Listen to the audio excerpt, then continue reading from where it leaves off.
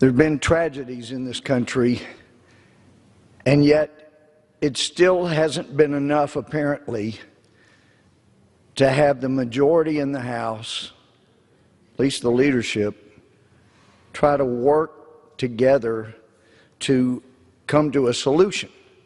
And we see some of those solutions, and I've got the bill here, 7120. Look, there's no better example than the legislation that Congressman Bobby Rush has worked on for years and years, trying to pay an appropriate tribute to a 14-year-old black young man who was kidnapped, horribly tortured, killed. And I can just read the last phrase of this section 250. The person may be imprisoned for not more than 10 years. So I had an amendment that I thought, should get some Democrat votes. We're not going to pass any of ours unless we have Democrat votes. But I believe the death penalty in lynching cases is totally appropriate, certainly in some of them. That's why I felt it was totally appropriate that the two people under Texas law that killed James Byrd got the death penalty. It's already been implemented.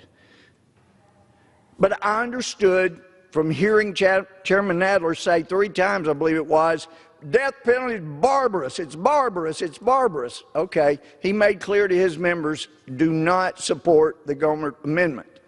And I'd be happy calling it the Bobby Rush amendment, because a life sentence was originally in his bill.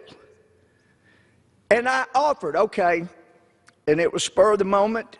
I didn't have it planned. Okay, look, you're stopping the members, this is what I'm thinking, from voting for my amendment. All right, I need Democrat votes. Let's take out the death penalty and just say any term of years, including life, and stop there, not the or death.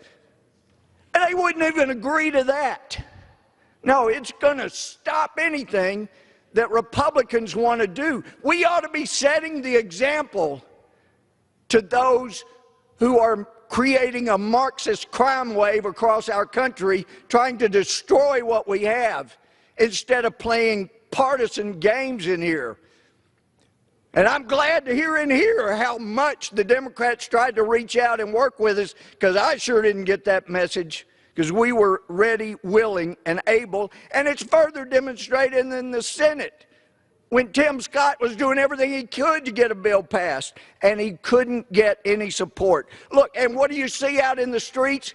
You see white, spoiled adults coming up to black law enforcement officers, spitting, just chiding them, giving them all kinds of crud.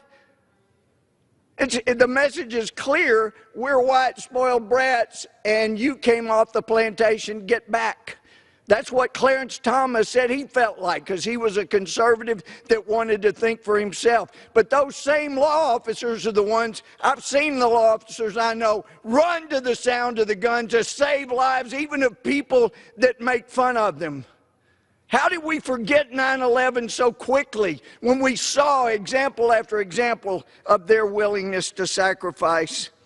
Look, this is not going to do anything. This immunity removal is going to help the law enforcement unions. They'll make a fortune like teachers' unions do selling the insurance.